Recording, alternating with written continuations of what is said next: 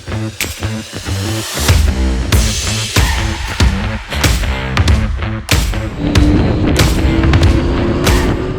everyone, Officer Butler with the California Highway Patrol Headquarters Recruitment Unit, and we're back with another vlog episode. This time we're covering one of our elites, CHP Motors. Now I can't think of a better place to do this than Marin County, California. It's absolutely gorgeous out here. I got the ocean over here, I got the Golden Gate Bridge, and all these rolling hills. So let's learn about the Marin CHP Motor Squad, their training, their equipment, everything they're doing. I'm excited. Come with me. Let's go for a ride.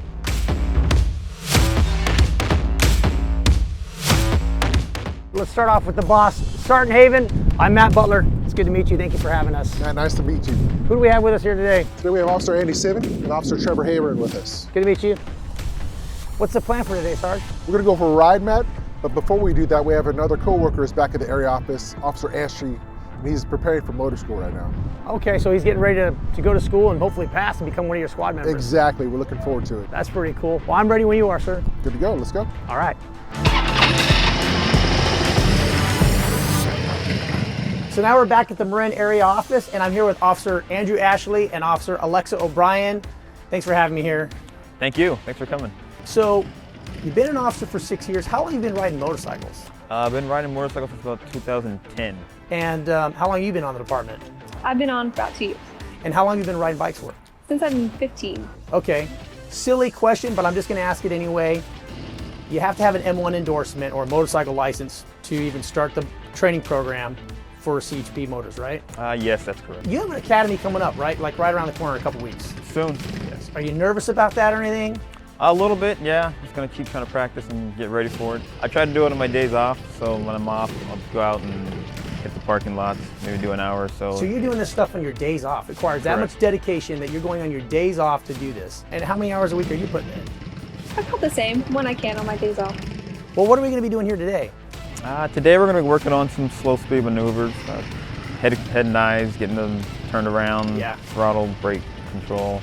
All that good stuff. Well, I guess we'll get to watch that, and I'm excited, so I'll get out of your way and let you do what you guys got to do. All right, thank you. All right, good luck.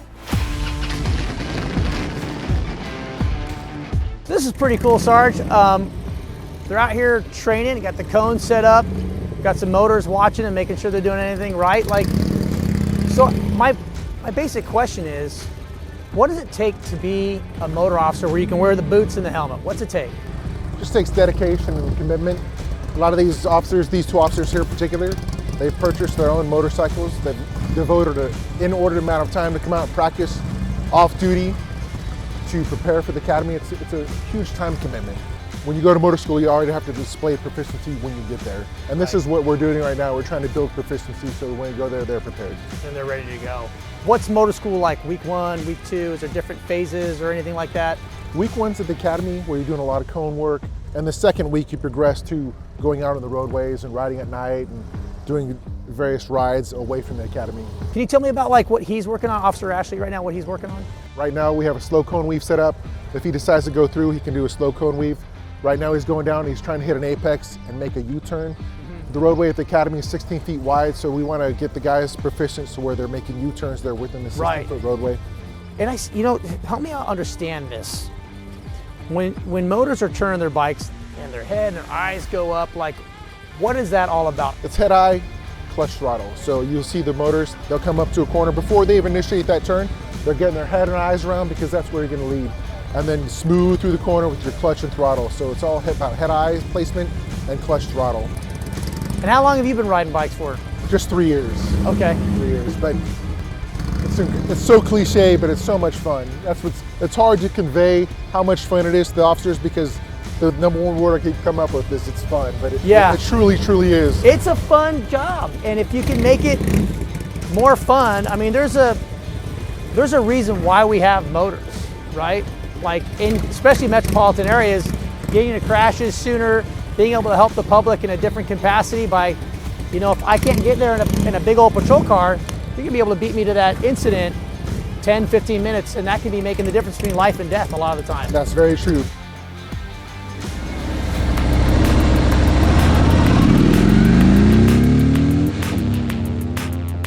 I want to learn more about, what it is to be a CHP motor. You've been doing it a while. What made you want to come on the department?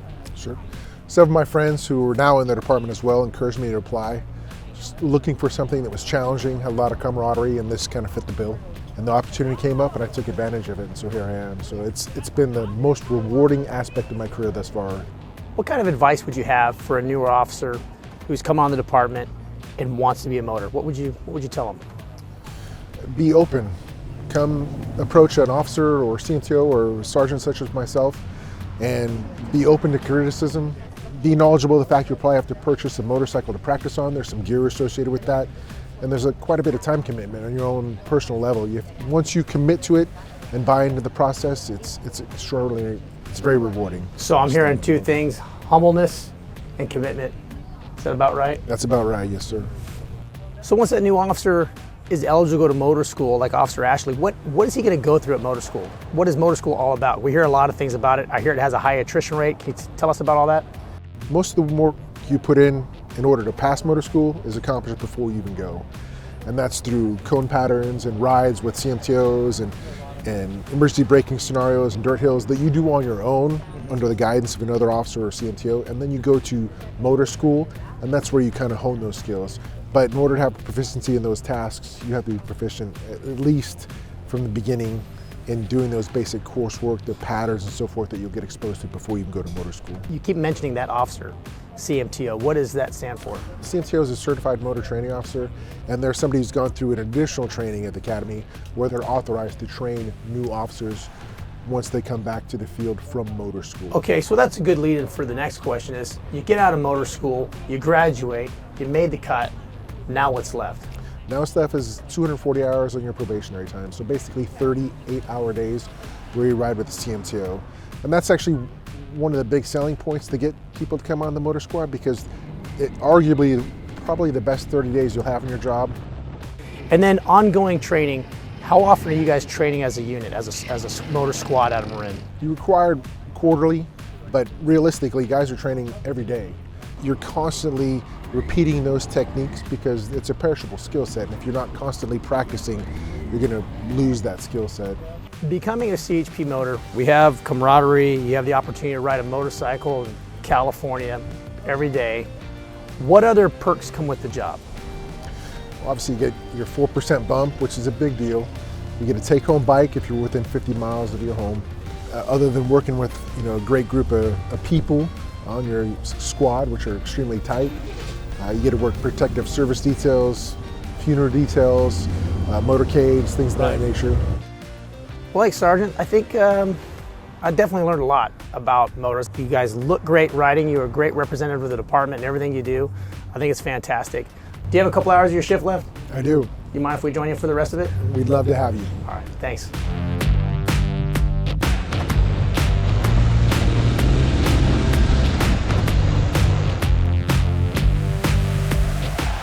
Get this bike, keep going. Hey Matt, what's going on? Oh, hey Sarge. Is it cool if I take the bike out for a ride? Not quite yet. Remember we talked about motor training? I thought it was good because we rode together. I mean, I didn't ride per se. You did the riding and your officers did. I followed you around on my, it doesn't count. Not quite, not quite. Okay, I thought it was good. So I guess I gotta go to motor school. And on that note, we're gonna end the vlog right here. But before we do, I wanna give a big thanks to the Marin CHP area, their motor squad, and Sergeant Haven. Thank you so much. No, thank you for coming out. We appreciate it. If you wanna find out more information, visit us at jointhechp1000.com. Thanks for watching.